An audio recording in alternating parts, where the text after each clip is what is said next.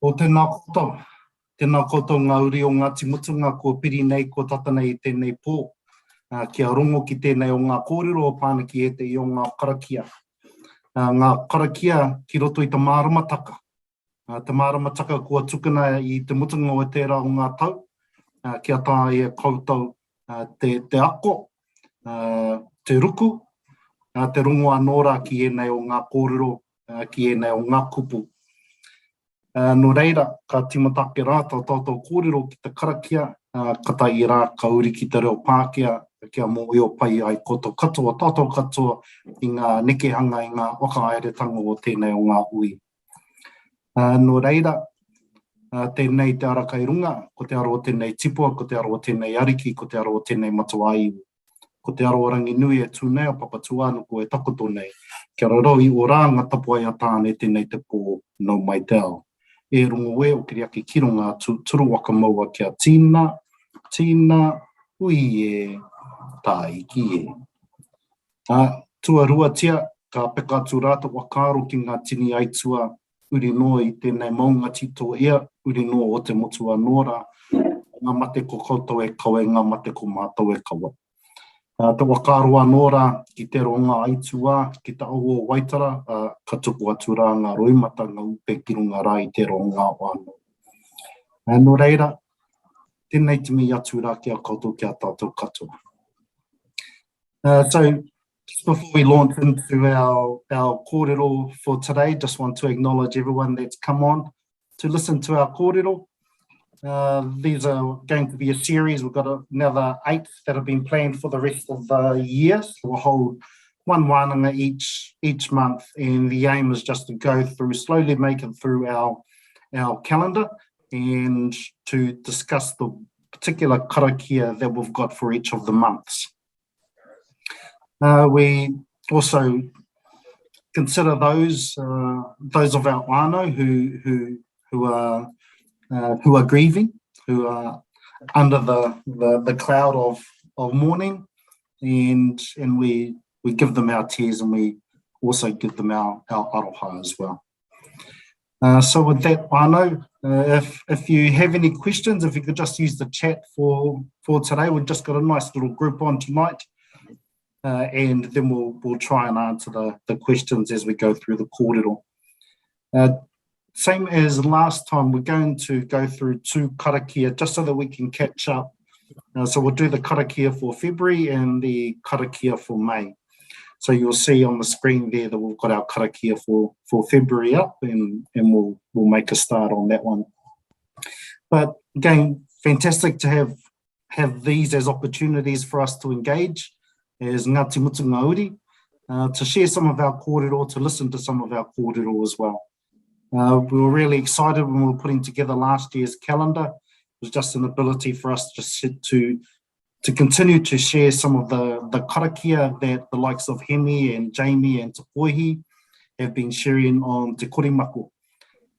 So if you want a more in-depth view around some of these karakia, you can go onto the Te Korimako Facebook page and just search He Kohu Karewa, and you'll see a series of online wānanga that Hemi, Jamie and Te Poihi and Archie last year or the year before we're running, just to help share some of our kōrero from Taranaki. So tonight, fantastic to have Hemi joining us to be able to provide some insight into some of these kupu, some of these thoughts and ideas, and some of these structures that hopefully you'll find useful. Jamie, of course, gives us apologies for tonight. He's currently up at the Iwi Chairs forum, and they've got a big hui on tonight. But ko mao ko Hemi I tēnei pō, so Hemi and I will hopefully provide some insight tonight. So with that, we'll start off with our first karakia. So manawa tina, manawa tina, manawa toka, manawa toka. Tēnei hoki tō manawa ka tina, tēnei hoki tō manawa ka toka, tēnei hoki tō manawa ka pautai kitia. Tina no o tō manawa, e manawa ora, e ora. So this is quite It's a particular karakia that I like, and it uses the references, as you can see, the use of manawa. We have a lot of sayings that use manawa, such as manawa nui. Here in Taranaki, you may hear kupu such as manawa piaro. These are all characteristics of a resilient person or a resilient group. We see other words that may be familiar to you as well. So tina, toka. So tina, something that's fixed in place. Toka, I like to use the example of he toka tumuana. So he toka tumuana akina atai, akina au, akina a ngaru. So if we consider a toka in the ocean, that's immovable regardless of the force of the winds, the force of the elements, regardless of the ongoing surge of the waves, regardless of the weather patterns. This toka will continue to remain in its place, so it will remain solid. So when we think of manawa tina, manawa toka, these are the types of characteristics that we then start to visualize in a person. Tēnei hoki tō manawa ka tina, so of course then being able to instill these characteristics within yourself, and of course through the reference to your manawa, to solidify it, and then to recognize it. Ka pau tākitia. Tina no tō manawa, so then to be able to have these characteristics settled within you to then allow you to fulfill the aspirations, to fulfill the desires within you that you're wanting to achieve. So for me, this is one of the structures that you can use to be able to instill these types of characteristics within you as an individual, to then provide you with the ability to then achieve those. And at the end, he manawa ora, so all about sustenance and all about well-being. So that's just a brief overview of the karakia. For me, when I've seen this particular pattern in another karakia that we hear in the Te Atiawa area. It was a karakia by Hapuruna. There's a number of stanzas to that particular karakia, but the second one refers to Homai manawa nei e tū. That while it references two, we know two as tū mātauinga, tū kaireri, tū kainguha. These are the different characteristics of tū mātauinga. It's probably more focusing on the ability that two has to be confident, to be strong.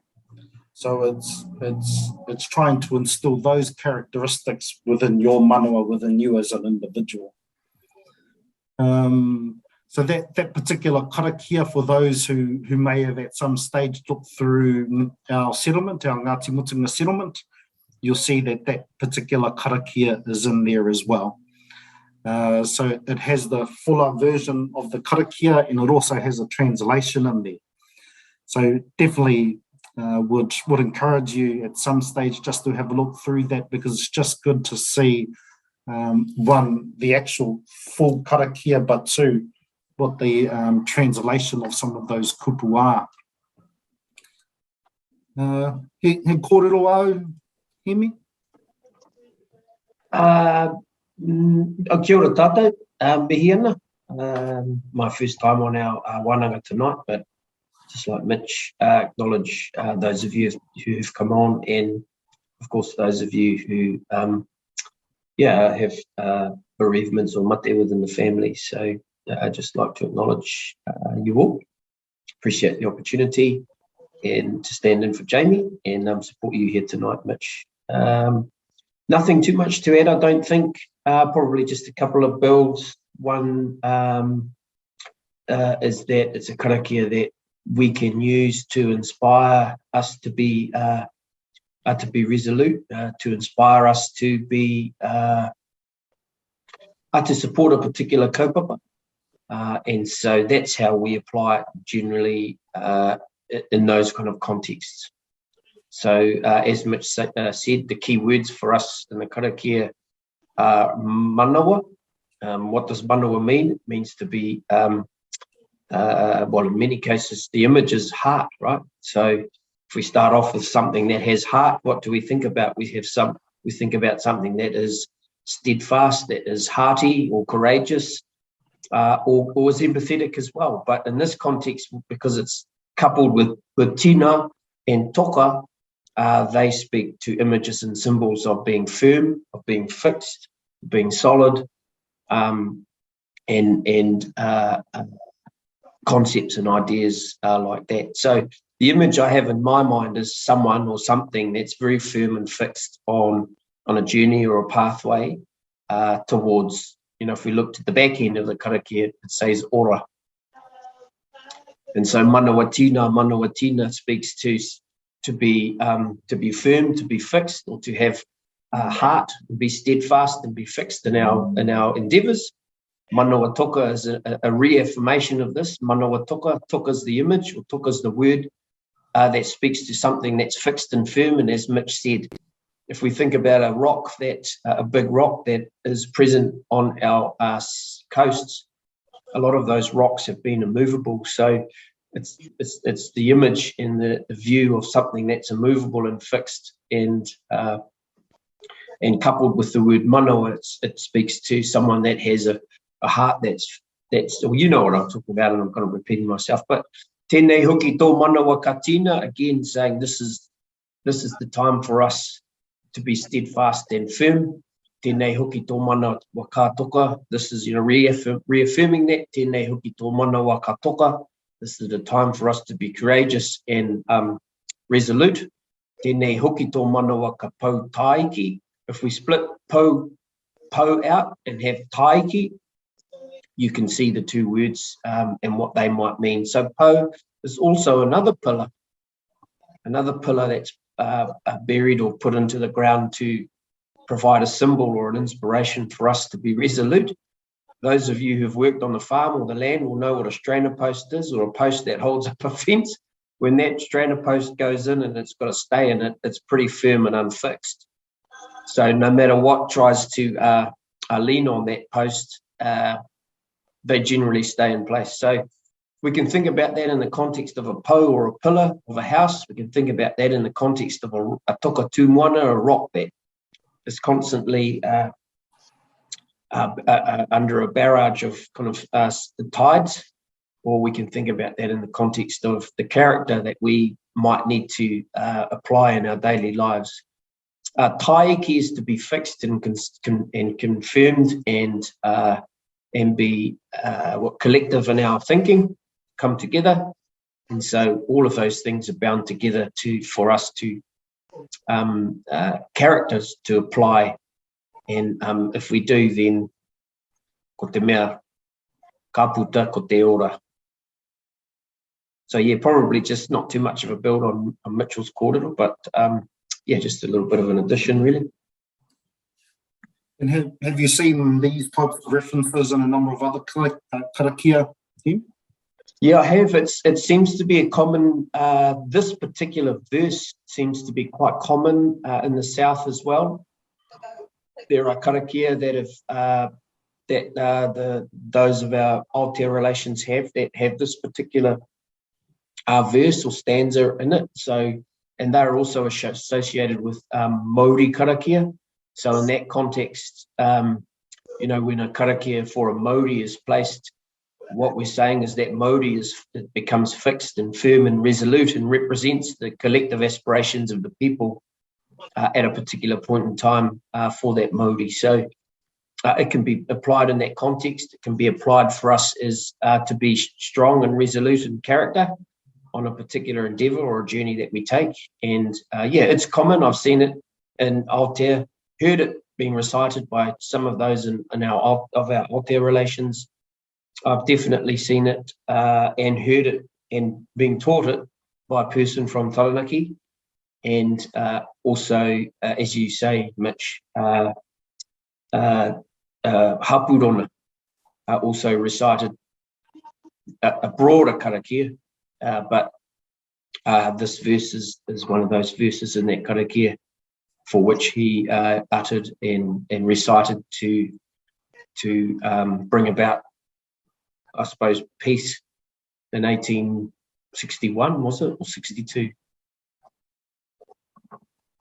So you can think about this karakia and its application in 1861 and 62, where our people have come from severe hardship, war, bloodshed, and I say death. And he said it to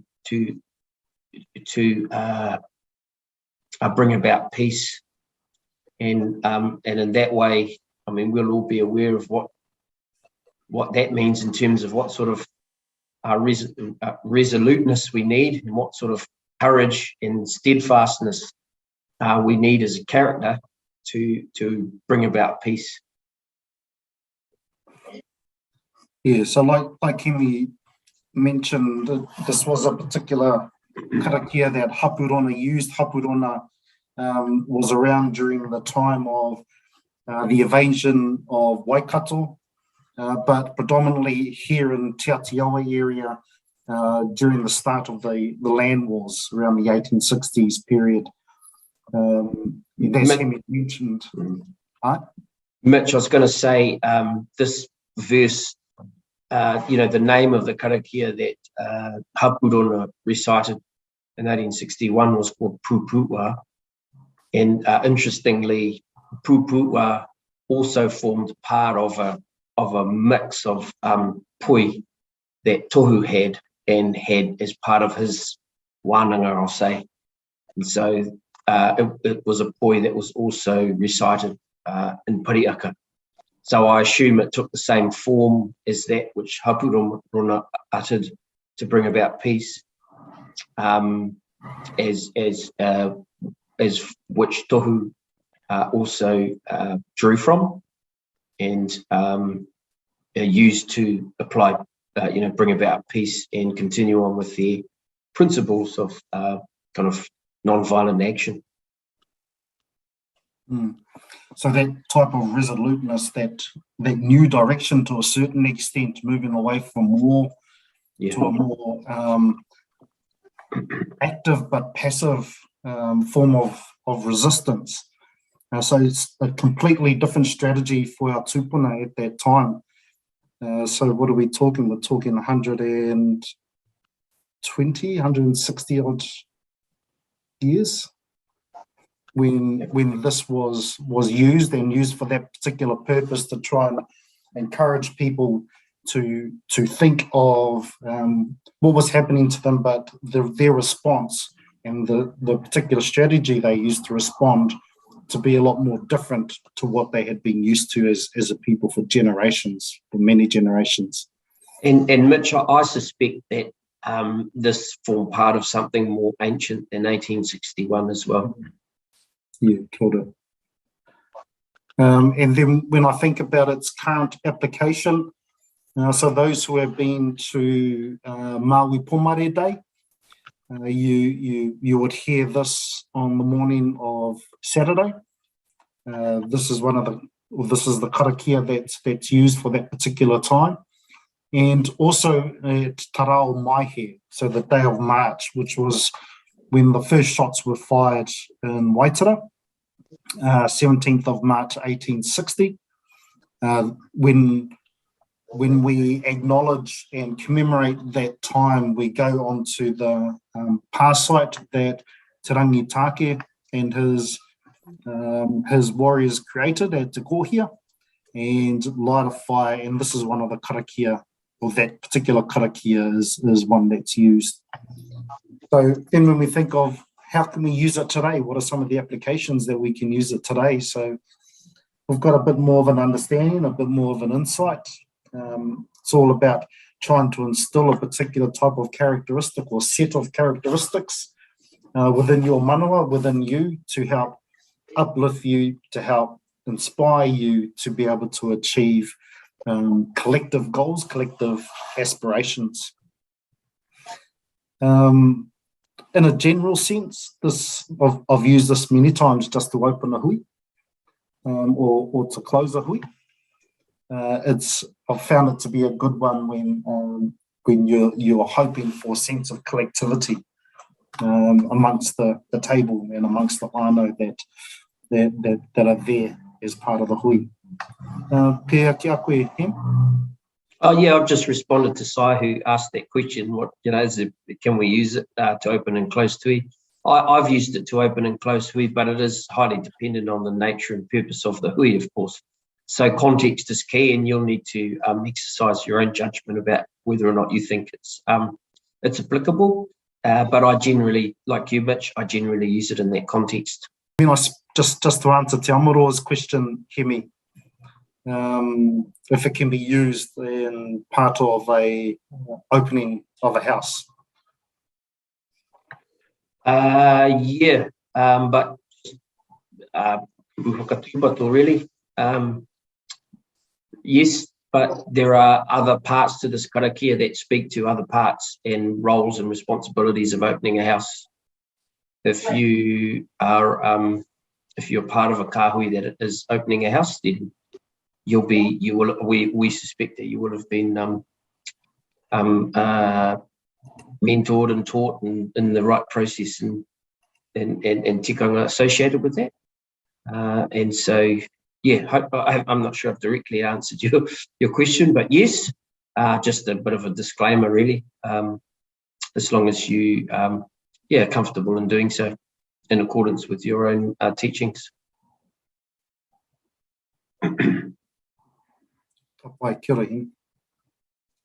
Okay, there's no other part-time. Would it be appropriate to use some of the kupu? Oh. So just a question from Simon, would it be appropriate to use some of the kupu in waiata? Yes, I think so. So even this form, to a certain extent, you could put a nice tune to it, couldn't you? Yep, absolutely. You can use the same words.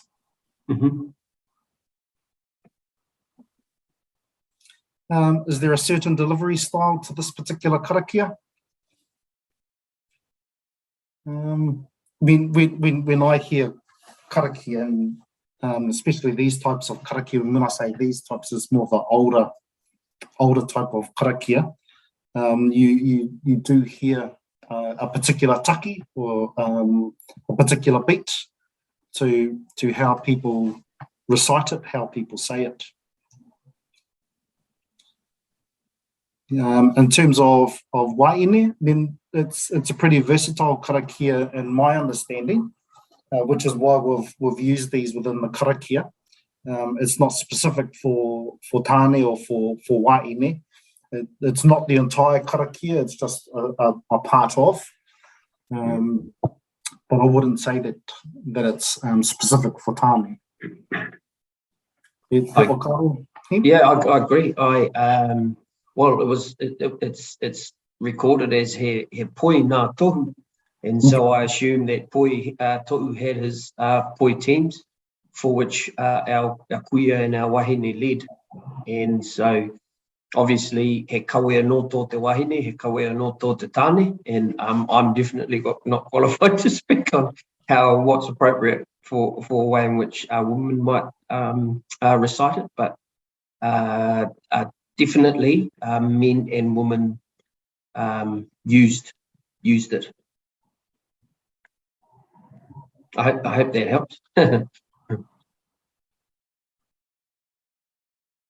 And Te Amaroa just mentioned that it's used in one of the waiata at Waitara. Ka pai ngā pātai, tēnā koutou. And we'll then move on to our karakia for tēnei marama, for haratua. So kei te waka wini ngā tai o te pō, kei te waka wana ngā tai o te ao marama, kei te waka rurutu ngā tai o pūpuke, pūpuke te iiri, pūpuke te maara, pūpuke te wānanga.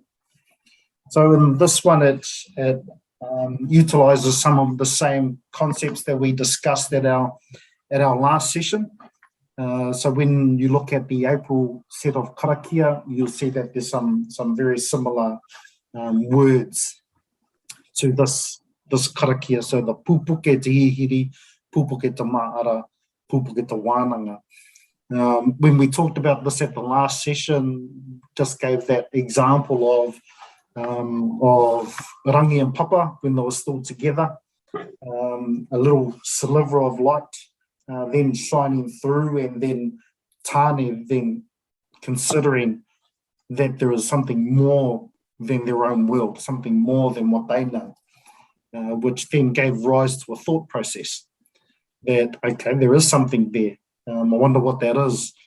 Can we try and attain that? What do we need to do in order to attain that? What do we need to do in order to try and to see that, to realise the potential that exists outside of our current world? So again, these are the thought processes that one would go through in a particular situation. And that's the same. Pupuke te hihiri, pupuke te maara, pupuke te wānanga. So te hihiri, the energy, the desire, the building and the welling up. If we think of the word pupuke, and the core word there being puke, so puke being a hill, so the bubbling up, the building up in a hill type fashion of your desire, of your mahara, so of your thoughts, and then pupuke te wānanga, then being able to consider that and contemplate what it is that you're hoping to achieve. Hemi's got some real nice explanations for the top three, but if we just have a look at some of those words, so the words like wini wini or wini, wana, rurutu have a similar type of meaning, and that it creates a movement. Some might say that it's more of a jolted type movement, but movement. So if we think of tides, of course, that's how we tend to see tide being used predominantly. When we think of the incoming tide, so tai pari, think of the outgoing tide, tai timu. So the movement is what I see when I look at the waka wini wini, waka wana wana, waka rurutu. Now, this particular karakia would be a good start to then move into the April karakia. So it's a little back to front in terms of the months. You could have used this one for April and the other one for May, but it's a good flow on, because in the April karakia, it moves to the next phase of the thought process. So not just thinking about it, but giving the thought process a lot more prominence. So matua te pupuke, matua te hihiri, matua anuku, matua arangi, matua ki te wakatupua, matua ki te wakatokito. So it just takes that thought process to a different level and just adds that more prominence to what it is that you're considering, and what it is that you're starting to contemplate and plan ahead for, to be able to achieve.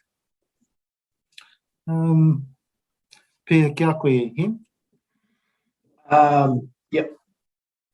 I know this particular he karakia tanga kōrero tēnei.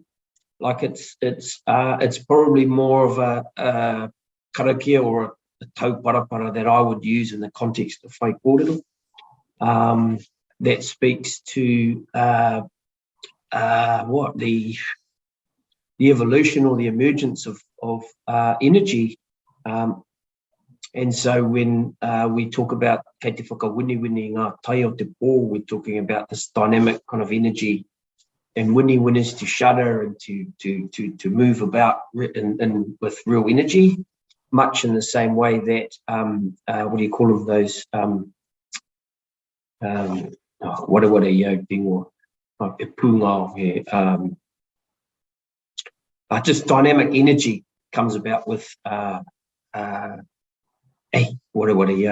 that comes about from two forces kind of coming together. So when I think about tai as as Mitch has suggested, it's the energy that pushes the tide in, yeah? It's not the water that pushes the water itself in. It's the energy that's drawn from the moon and drawn from other kind of elemental forces that bring the tide in. So when we talk about tai, that's the kind of thing we're talking about. It's talking about an energy, form of energy. And so when we say there's this emergence of energy happening from within the darkness, and kei te whakawana is another way of saying whakawini. And so then we have this emergence of energy that's, dynamic energy that's coming about as a consequence of light. And so when those things come together, they bring about this energy of growth, if that makes sense, and which is the tai o pupuke. And as Mitch has suggested, pupuke is an image in my mind that has something growing, and it kind of grows like that. And so we can think about that in the context of land, or we can think about that in the context of a woman who's hapu. I've also heard the old people say kei te kukune te waenenei, which means kei te pupuke, that her puku is growing, yeah? So that's the energy that's growing from within the puku that creates this puke, if that makes sense to everyone. And so when we think about those two sentences, we're saying there's this dynamic energy that's emerging from the night, and the dynamic energy that's emerging from te ao marama, and it starts to grow. And from that growth pattern, or that growth thought, or that growth energy comes te hihiri, which is another form of dynamic energy that's associated with growth. And pupuke te mahara talks about the growth of thought, and then pupuke te wānanga, from the growth of thought comes debate and discourse, and we become more knowledge, actually. From those types of energies comes knowledge. And so I generally use this karakia in the context of those things.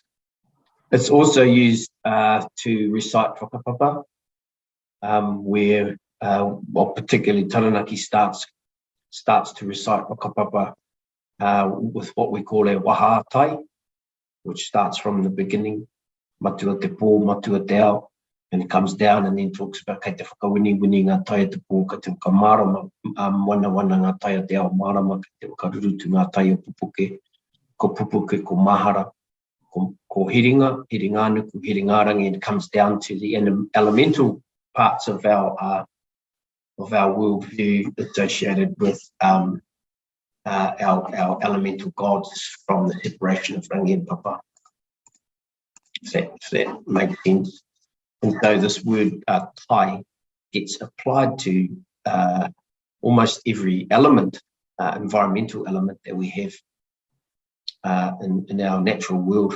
And so in a North Taranaki context, we have things like korongo, ko tū korongo, ko ari, ko tiki motuwhare ki tiki Hawaii, kei te hauārangi ko te tai o rangi nui e tūnei. When we say ko te hauārangi, we're saying the winds of in our atmosphere are associated with the tai, or the energies associated with rangi. Kei te hirere ko te tai o te wai. Hirere means the sound of water. The sound of water is the energy that we associate with water. Kei te kōrihi, kei te waraki, ko te tai o te manu. The koroki is the sound that the bird makes, and the waraki is another sound that a bird makes, and that's the energy or the force that's associated with birds. So in every element we have this energy, this tai, ko te tai o te manu, ko te tai o te kiore, ko te tai o te koha, ko te tai o te wai. And so I'm rambling on a bit, but the first two sentences of this particular karakia starts in a way that allows us to recite whakapapa, or recite a whakapapa to a kaupapa in this context, and talks about, this particular piece talks about the whakapapa, or the emergence of thought. and the dynamism of the way in which our thought processes come to be. I'm not sure if that helps much. Yeah, no, I think that's useful. I mean, sometimes we only consider Tai in relation to the movement of the ocean. Yes. But to hear it's a number of its other applications and uses is awesome. And just as you were explaining that, you know, when the things that were sort of coming to mind for me were like the movement and the growth in a cell, Yes. the division of a cell. Cell, that's what I was looking for. And even an atom, the amount of energy that's contained within the atom, and how that can then be dispersed. But when you and I were having a kōrero this morning, we were also talking about the different interactions between the night and day. Yeah. So ngā tai o te pō, ngā tai o te ao marama. And we visually see those interactions every day. And these are times where people take the time out and want to be a part of the environment. And so the dawn and dusk, you know, when we want to go out and see a sunset, when we want to go out and see the rising of the sun, and the images that we see in the environment, the shift between night and day, but the emotions that starts to capture within us, and how we feel about what's happening in the environment, how it makes us feel as an individual, as a group of people. At times it can bring groups of people together because you're feeling the same type of emotion. But as Hemi was explaining, that ngā tai o te pō and ngā tai o te ao marama, and the movement between these spaces and that dynamic energy, those were sort of things that were coming to my mind. Yeah, the most significant times during the day and the night are sunset and sunrise, yeah. So for me, the importance of why we rise so early and why we carry out our ceremonies in those particular times of the day and the night speak to this Karakia speaks to that, because, you know, there's a particular ceremony that we carry forward at night at sunset, where we have this dynamism going, this tension and dynamism going between the night and the day. And then again in the morning when the sun rises, you get this another set of tension between the sun as it rises and pushes the night out. And so those particular transition points in the cycle of a night and a day are particularly important for us. And so that's why you have ngā tai o te pō and ngā tai o te ao, these dualities constantly creating this dynamism. Those points in time are particular reasons why ceremonies are carried out during those times, because they're times that generate emotion, they're times that generate thought. Those of you that have got up early in the morning, for me particularly, the time where I'm most alert, the times where I can generate thoughts that have, you might be struggling with at a particular point in time.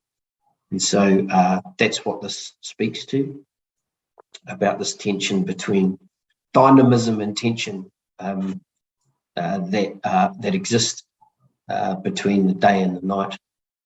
And you know, from this kind of concept and symbolism, we have ko te pō te kaihari te rā, ko te mate te kaihari te ora, where you've got these tension between dualities of death and life, and night and day, and black and white, and short and big, and, you know, that kind of, you know what I mean? So dualities are a natural part of our life. And so this speaks to the dynamism, I say, between those two dualities.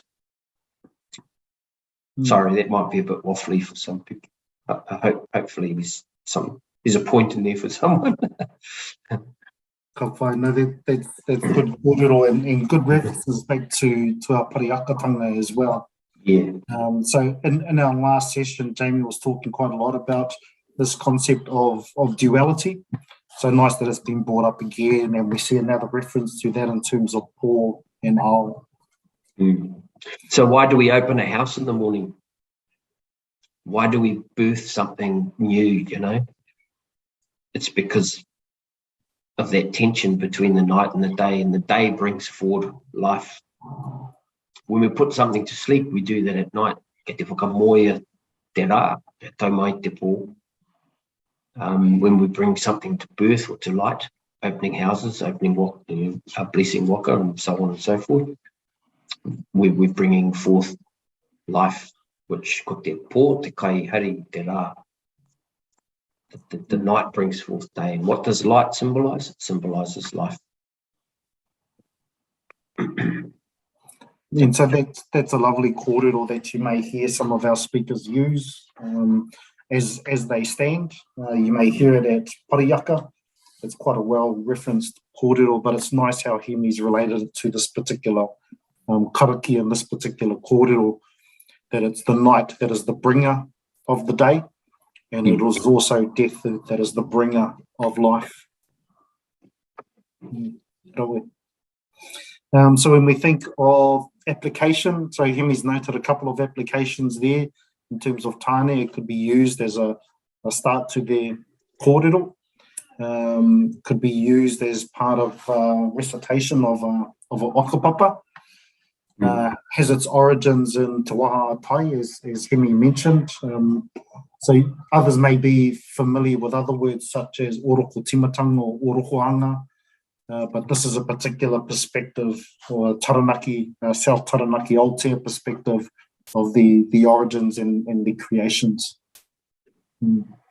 I've seen it in Waiata too, Mitch. I've seen it in Waiata Tangi, where the composer has referenced someone who has passed on, and they've used this as a reference to their connection back to Te Pō and Te Ao, and in a kind of recitation of whakapapa, so to speak, associated with the deceased. Christina's just asked, are there not different stages of Te Pō and Te Ao? The answer is yes, definitely. And you do see some of those, some of the words that are used to explain those different stages. You definitely hear it in terms of the morning, like kata pō, ata hapara, ata tū, and then other words to explain what's happening at that particular time of the morning. So tākiri te ata, ura te ata, ai te ata. These are all times of the morning. Yeah, and so, you know, in the context of the wahatai, which is this recitation of whakapapa, parts of these wahatai will kind of break off and go pōtua tahi, pōtua rua, pōtua ngahuru, and then other parts will go down to te ao nui, te ao roa. And so you've got this just kind of dual recitation sometimes where you branch off and you recite down. So yes, in short, yes, there are different stages of pō and different stages of te ao, but in the context of introducing a whakapapa, this is kind of a common, I don't actually know if it's that common, Mitch, but this is the way in which we've seen Taranaki tupuna use it. Ka pai. And probably just thinking of some of those other questions that were asked, and the ability to use this as a waiata, definitely can still be used by waine, as well as tāne. And to a certain extent, while we understand its meaning, it does have a versatile aspect to it, in that there are a number of occasions where you could use that. The main thing for you to consider is, what's your intention? Why are you considering using this particular karakia? And you tend to look at the purpose of a kaupapa if you're at a meeting, why everyone's come, who's come, if there may be challenges within the hui or not. These will help you to identify a particular karakia or a particular way that you would like to start the kōrero. Anything else in terms of applications, Tim? No, nothing further, Mitch. Wait, dinner. Ka pai. E pātai kōrero anua koutou, is there any other questions, any other additions? And it's been a good session. We've gone through quite a bit, just having a look at these two karakia. Great that we're able to consider what was discussed last time and bring some of those thoughts forward, such as the concepts of duality, how we use this particular thought process, so pupuke te ihiri, pupuke te ma'ara, and then giving that the next elevation of prominence through matua te pupuke, matua te ihiri, matua nuku. And the relation of the first karakia, or how some of that structure is captured in the karakia of hapuruna. And again, if you get the opportunity, have a look at our settlement documentation, because in that you'll see the karakia, you'll see the translation, and it's just a good opportunity to read some of that historical narrative that's contained within our settlement document.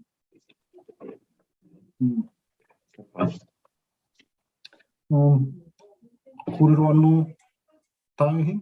Nei te pai tēnā. Okay. Koe rawe. Pai ngā pātai. So great questions, and definitely encourage you as we move through these next sessions to ask these questions, because they're really useful for you and really useful for others as well. So we're going to continue to run these sessions each month. Next month will be the last time we do 2 karakia. After that, we'll just focus on the karakia for each of the months. But yeah, find opportunities to be able to utilize these karakia within your everyday practices, or when you're at your next hui. Use this next month to become familiar with this particular karakia. We're going to provide the video, so if you want to re-watch this, just to listen to the kōrero again. Now, our goal through this is to be able to provide more karakia, more kōrero for our whānau. So when you're in particular roles, particular environments, you have the ability to be able to recite some of these, and to be able to do it quite naturally rather than forced. So we hope that you learn this one throughout this next month, and that you find opportunities to be able to apply it. Nō reira, e mihi ana kia koutou.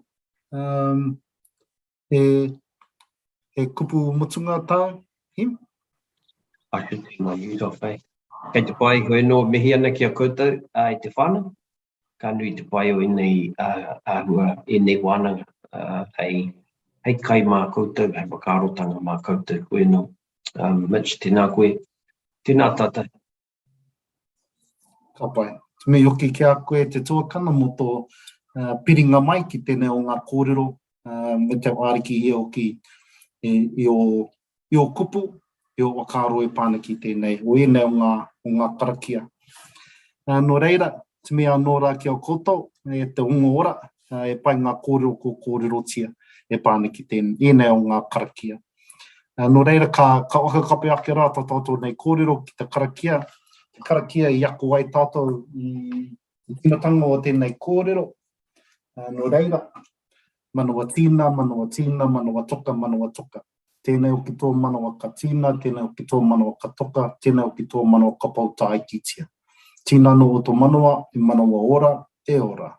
Tūturu o uti wakamaua kia tīna, tīna, ui e, tai ki. Hapai. A tērā marama āna, tēnā koutou.